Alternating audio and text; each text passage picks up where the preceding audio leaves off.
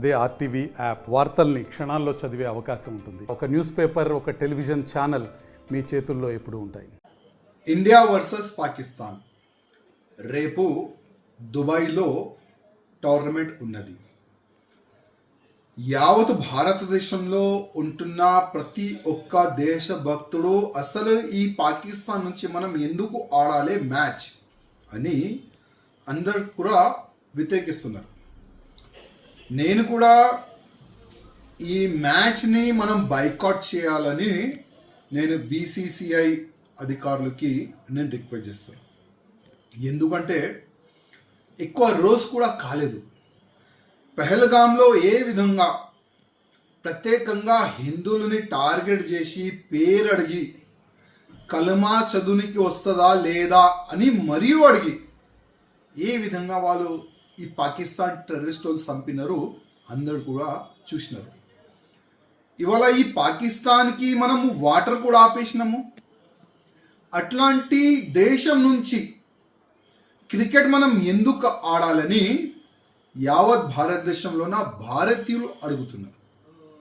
మనం కూడా ఒకసారి ఆలోచన చెయ్యాలి. ఎందుకంటే ప్రధానమంత్రి మోదీ గారు ఏ విధంగా పెహల్గాం పైన అటాక్ అయిన తర్వాత సింధూర్ ఒక పేరు పెట్టుకొని పాకిస్తాన్లో గుసాంచి టెర్రరిస్ట్ అడ్డల పైన కానీ పాకిస్తాన్ టెర్రరిస్ట్ మెంటాలిటీ పెట్టుకున్న ఆర్మీ పైన కానీ ఏ విధంగా బాంబులు దాడి చేసినారు ప్రపంచం మొత్తం చూసినారు. ఈ భయపడి పాకిస్తాన్ వాళ్ళు మోదీ గారి ముందు ఏ విధంగా వంగిపోయినారు మొత్తం ప్రపంచం చూసినారు. ఇట్లాంటి సమయంలో మనం పాకిస్తాన్ నుంచి ఎట్టి పరిస్థితుల్లో మ్యాచ్ ఆడకపోతే మంచిగా ఉంటుందని నేను వ్యక్తిగతంగా అనుకుంటున్నాను. కొంతమంది సుప్రీంకోర్టులో పిటిషన్ కూడా వేసినారు. అసలు ఈ పాకిస్తాన్ భారత్ ఈ టోర్నమెంట్ జరగకూడదు అని కూడా చాలా వరకు అడ్వకేట్లు పిటిషన్ కూడా వేసినారు.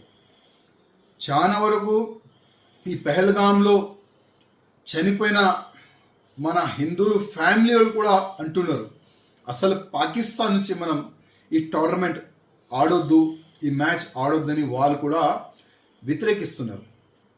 అందరు వ్యతిరేకిస్తున్నారు. యావత్ భారతదేశంలో ఉన్న ప్రతి ఒక్క భారతీయులు వ్యతిరేకిస్తున్నారు. ఇట్లాంటి సమయంలో కొద్దిగా బీసీసీఐ పెద్దలు దృష్టి పెట్టి వాళ్ళతోని మ్యాచ్ ఆడకపోతే మంచిదని నేను వ్యక్తిగతంగా అనుకుంటున్నాను.